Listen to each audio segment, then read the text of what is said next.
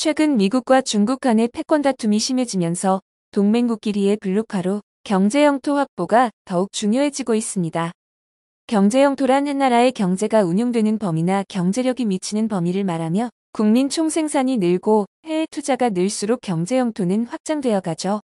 특히 우리나라처럼 인구나 경제 규모에 비해 국토 면적이 좁고 자원이 부족한 나라는 경제 영토 확장이 시급한데요. 경제 영토에 있어 물류는 큰 의미를 차지하고 있습니다. 그 중에서도 항만은 경제 영토의 거점 역할을 합니다. 글로벌 물류의 제대로 된 기능 수행을 위해 서로 떨어진 두 지역을 하나로 연결하는 것이 중요하죠. 수에즈 운하는 허브 항만으로 중요 역할을 해오고 있습니다. 최근 수에즈 운하에서 일본이 대형 사고를 쳤습니다. 그러면서 한국의 조선업이 다시금 조명을 받고 있는데요. 자세한 내용 살펴보겠습니다. 그런데 여기서 중요한 것은 일본이 만든 배가 수에즈 운하에서 또 사고를 쳤다는 것입니다. 수에즈 운하를 이용하는 글로벌 선봉량은 지속적으로 증가해 사고로 인해 운하가 마비가 된다고 하면 하루 수십조의 손해가 발생할 정도로 글로벌 경제에 영향을 미치고 있죠. 일본은 2021년 3월 수에즈 운하에서 자초돼 글로벌 물류를 마비시킨 전력을 가지고 있는데요. 다시 같은 곳에서 대형 사고를 쳤습니다. 지난 9일 새벽 우크라이나에서 옥수수 6만 5천여 톤을 싣고 중국으로 향하던 화물선이 좌초되었습니다. MV 글로리오가 수에즈 운하 지역의 콴타라시 근처에서 사고가 난 것이었습니다.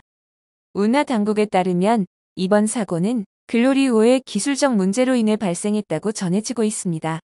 다행히 예인선 4척이 끌어내는 데 성공해 선박 운행이 5시간 만에 재개되었다고 하죠. 지난 2021년 3월의 사고를 떠올리며 가슴을 쓸어내렸지만 수에즈 운하에서의 좌초 소식은 세계 경제를 긴장시킬 수밖에 없습니다. 지난번 사고에서는 물류 대란을 가져왔었기 때문입니다. 2021년 3월 대만 선사 에버그린의 컨테이너선 에버기브노가 좌초돼 6일 동안이나 선박 운행이 전면 중단되었었는데요. 이로 인해 글로벌 공급망에 마비를 가져왔습니다. 이렇게 마비가 되어버리면 세계 무역에서 하루 약 90억 달러의 피해가 발생하게 되죠. 한화로 11조가 넘는 피해액입니다. 6일간 운행이 전면 중단되었으니 그 피해는 더욱 상승할 수 없게 됩니다. 이렇게 글로벌 경제 영토로 주목받고 있는 주요 운하에서 한 번 사고를 쳤다 하면 세계 경제가 걷잡을 수 없이 피해를 보고 흔들리게 되죠. 이번 사고에서는 다행히 5시간 만에 재개가 되어 많은 사람들이 안도할 수 있었는데요. 그렇지만 일본이 건조한 선박이 수에즈 운하에서 잇따라 사고를 냈다는 것이 주목되고 있습니다.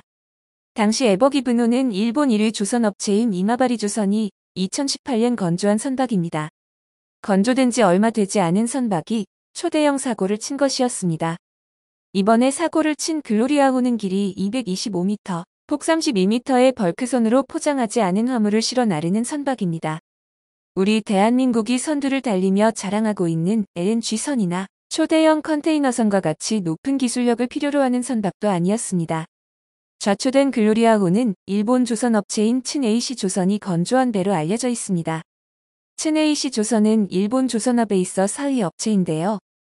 이 조선업체 선박이 좌초된 것은 처음이 아니죠. 2021년 8월 아오모리현 하치노 해양에서 정박하려다 좌초된 적 있는 크림슨 폴라리스호를 만들기도 했었습니다. 크림슨 폴라리스호는 두동강이 나면서 연료가 유출되는 대형 사고를 쳤었습니다. 당시 외국 선원들이라서 운항을 잘 못하는 바람에 사고가 났다고 자위했지만 실제 반토막의 원인으로 건조 기술이 부족한 탓이라고 전문가들은 말했었는데요. 일본에서 만든 배들이 반파되는 사고가 잇따르고 있는 점을 봤을 때 건조 기술이 부족한 탓이 맞다고 보여집니다. 2013년 미쯔비시 중공업에서 건조한 몰컴포트호도 반토막이 나는 사고가 있기도 했습니다. 뿐만 아니라 2020년에도 가와사키 중공업에서 건조한 와카시오호가 모리셔스 앞바다에 반토막이 나면서 1180톤짜리 연료탱크 파손으로 중유가 바다를 오염시키는 일이 발생하기도 했었습니다. 이로 인해 모리셔스 정부는 환경 비상사태를 선포하기도 했었습니다. 일본 선박의 기름 유출로 생태 관광의 위기를 맞은 해양을 살리기 위해 시민들은 머리카락을 기부했다고 알려지고 있습니다.